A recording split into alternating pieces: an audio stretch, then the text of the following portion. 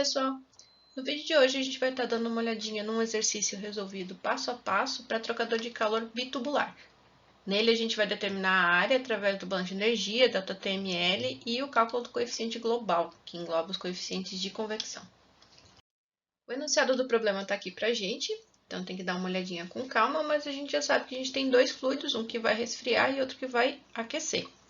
Então, já fornecendo aqui para vocês os dados do óleo e da água, que são os dois fluidos de operação, eu sugiro que vocês parem um pouquinho, retirem todos os dados que vocês querem trabalhar e aí começa a resolução do exercício. Destacando aqui, a gente tem então uma configuração contracorrente, que é importante lá quando a gente for trabalhar com o ΔTml, os dois fluidos, que são o óleo que vai estar resfriando e a água que vai ser utilizada para fazer esse resfriamento. A gente tem dois tubos, um com diâmetro interno 25 mm e o outro com 45 mm, e a vazão máxima dos dois fluidos também foi especificada. Então, a gente precisa determinar aí qual é o comprimento do trocador de calor para que esse óleo entre a 100 graus Celsius e saia a 60, utilizando uma água que está a 30 graus Celsius. O trocador de calor bitubular é aquele que tem dois tubos concêntricos, ou seja, tem um tubo dentro do outro, em que em cada um dos tubos vai passar um dos fluidos.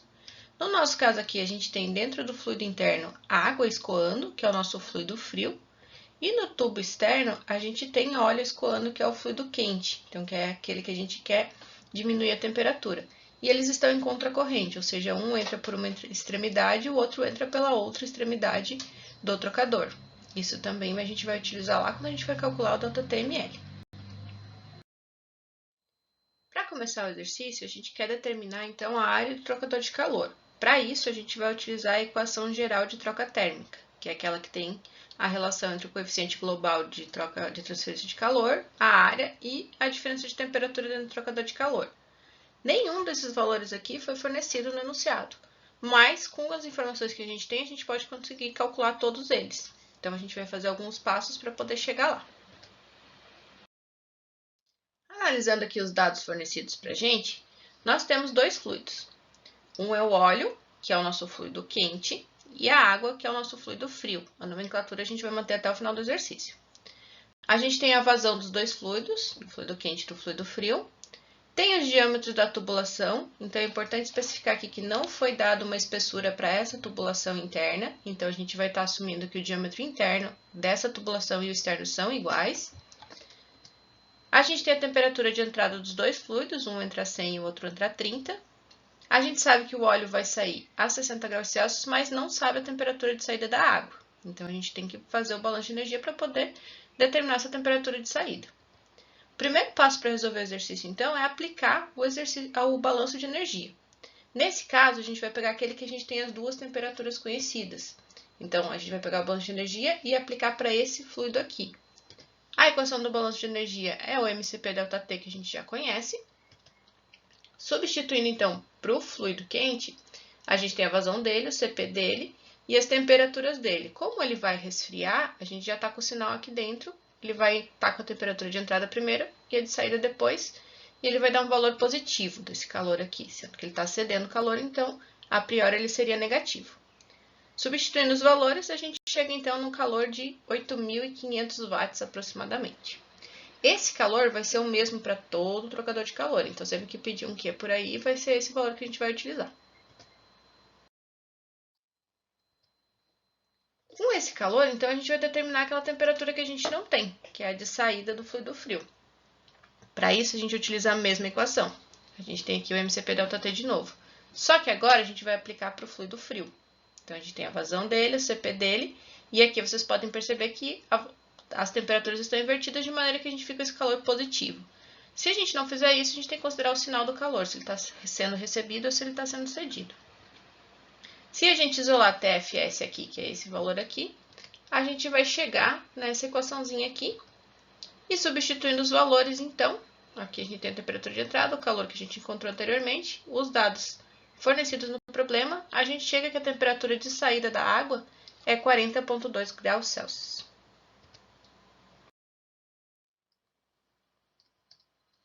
O terceiro passo, então, seria calcular a média de temperatura no trocador de calor. Então, a gente tem um trocador aqui, ó, esquematizado para a gente ver como é que funciona. A gente vai utilizar a média log. A média log da DataTML, ele depende da geometria. Então, a gente vai olhar primeiro para essa extremidade esquerda aqui do trocador de calor. Aqui eu tenho uma relação entre a temperatura de saída do óleo e a temperatura de entrada da água. Então, quando eu for calcular aqui, eu tenho aqui os valores, a temperatura de entrada da água e a temperatura de saída do óleo. Isso aqui me dá um ΔT de 30 graus Celsius nesse ponto aqui. Para achar o ΔT2, a gente vai olhar para o outro lado do trocador de calor. Aqui a gente tem a entrada do fluido quente e a saída do fluido frio. Relacionando os valores dos dois, então, a gente tem 100 menos 40,2, que dá o valor do ΔT2. E aí a gente vai para a equação do ΔTML. Aqui a gente vai substituir esses valores ali de cima e vai calcular qual que é esse valor de ΔTML, que seria a média de temperatura aqui dentro do trocador de calor. A gente chega aqui então no valor de 43,20. Notem que se vocês inverterem aqui o ΔT1 e o ΔT2, não tem problema, o resultado vai ser o mesmo. Quem quiser testar aí na calculadora, já pode aproveitar que vai dar a mesma coisa. Para calcular o coeficiente global de transferência de calor, a gente precisa dos coeficientes convectivos dos dois fluidos, e a gente não tem nenhum. Então, a gente vai precisar calcular eles por meio de equações que a gente tem experimentais para isso. Primeiro, a gente vai olhar para o tubo interno. No nosso tubo interno, a gente tem água escoando aqui, ó. Lembrando que ela está passando óleo em contracorrente ao redor desse tubo interno. Com uma visão frontal aqui, ó, a região que a gente vai estar analisando agora é essa aqui do meio, que a gente tem um diâmetro D1 que foi fornecido. Então, é aqui que está escoando o nosso fluido frio. Para essa tubulação aqui, a gente consegue calcular qual é o regime que está ocorrendo pelo número de Reynolds. A fórmula clássica do número de Reynolds está aqui. Lembrando que a velocidade ela é a vazão volumétrica sobre a área. A vazão mássica ela é a vazão volumétrica vezes a densidade do fluido que está escoando aqui dentro. E a gente tem a área dessa tubulação aqui, que é essa área azulzinha, que seria πd ao quadrado sobre 4. Se quiser fazer o passo a passo, uma equação após a outra, não tem problema. O que a gente pode fazer é colocar essas equações aqui na da velocidade e substituir esses valores aqui no Reynolds. Se a gente rearranjar isso aqui tudo, a gente vai ter uma fórmula um pouquinho diferente, mas que é a mesma coisa, para o número de Reynolds. Eu vou utilizar essa equação 8 aqui, mas se vocês quiserem calcular os pedacinhos pequenininhos, não tem problema nenhum. Com a equação 8, então, a gente substitui os valores, a gente tem a vazão mássica da água, o diâmetro dessa tubulação e a viscosidade da água também, chegando aí num Reynolds de 14.000 aproximadamente. Isso é um escoamento turbulento. Então, a gente vai ter que achar uma correlação para calcular o número de Nusselt, que vai fornecer para a gente o coeficiente H para um regime turbulento dentro de um tubo circular.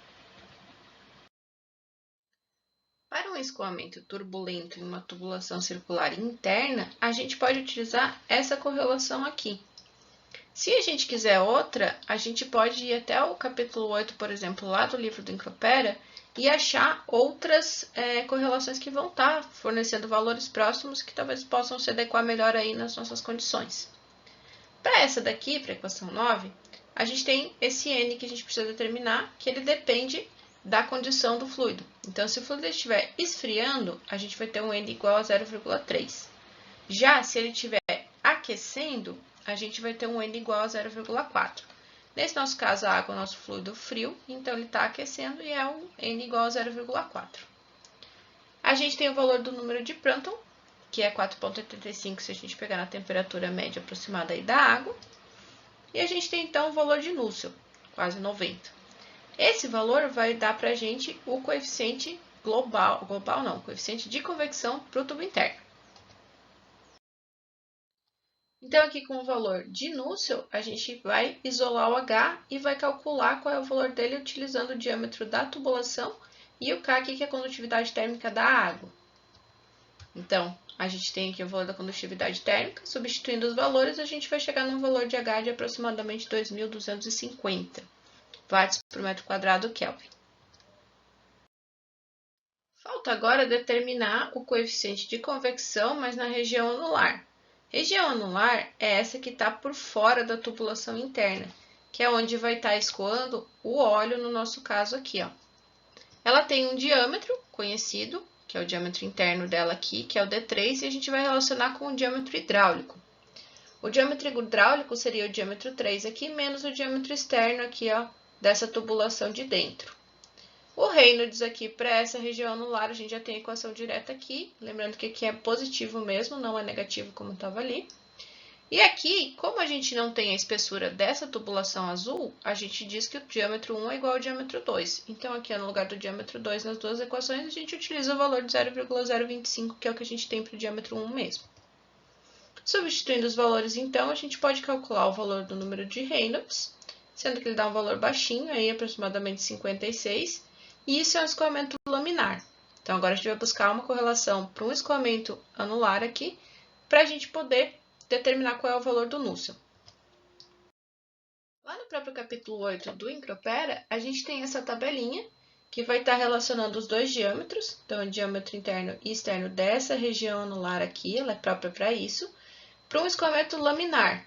Então, ela só vai estar valendo para o escoamento interno aqui, na região anular, que é essa laranja, para um escoamento laminar. No nosso caso, se a gente dividir os dois diâmetros aqui, a gente vai chegar num valor de aproximadamente 0,56, que está entre esses dois aqui. Então, a gente vai ter que fazer uma interpolação linear aí entre 0,5 e 1. Fazendo a interpolação, aqui a gente vai chegar num valor entre esses dois aqui, que é o 5,64 para o valor de núcleo. Voltando na própria equação 10, agora a gente, em vez de ter o diâmetro interno, a gente tem o diâmetro hidráulico aqui, e a gente tem o HE ao invés de HI, e agora vai utilizar a condutividade térmica do óleo, a gente chega no valor do coeficiente de convecção para essa região aqui, aproximadamente 40,39. Uma vez determinados os dois coeficientes de convecção, agora a gente já pode olhar para o coeficiente global de transferência de calor. Nesse caso, a gente não tem a espessura do tubo interno, então a gente vai considerar que a área interna e a área externa desses tubos são iguais a A. E aí a gente pode simplificar aquela equação grandona do coeficiente global de transferência de calor e ela vai chegar nessa equação 13 aqui, ó. Então, a gente tem 1 sobre o coeficiente global, vai ser igual a 1 sobre os coeficientes de convecção.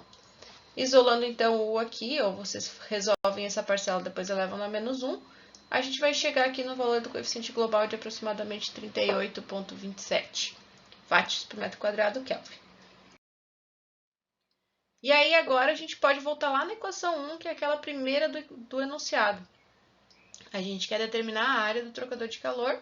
A gente tem o calor, tem o coeficiente global de transferência de calor e tem o ΔTml. Então, se a gente pegar essa equação 1 aqui e isolar a área, a gente vai conseguir determinar ela com isso que vai dar aproximadamente 5,16 metros quadrados. E aí, o que está pedindo para a gente é o comprimento, ainda não é a área. A gente sabe que a área de troca térmica é a área do casco interno, que é onde os dois fluidos vão estar se encostando. Então, πdl, então πd seria o perímetro do tubo interno, vezes o comprimento dele. Isolando aqui o L, a gente vai chegar num comprimento de aproximadamente 65 metros para esse trocador de calor aqui. Aqui tem algumas referências, todas as vezes que eu citar Incropera no decorrer do vídeo é esse aqui. Então, vocês podem utilizar ele, o capítulo 11 é só sobre trocadores de calor. Tem outras que vocês podem estar utilizando como base. Por hoje é isso. Então, espero que tenha ajudado vocês. Qualquer coisa é só entrar em contato. Até mais!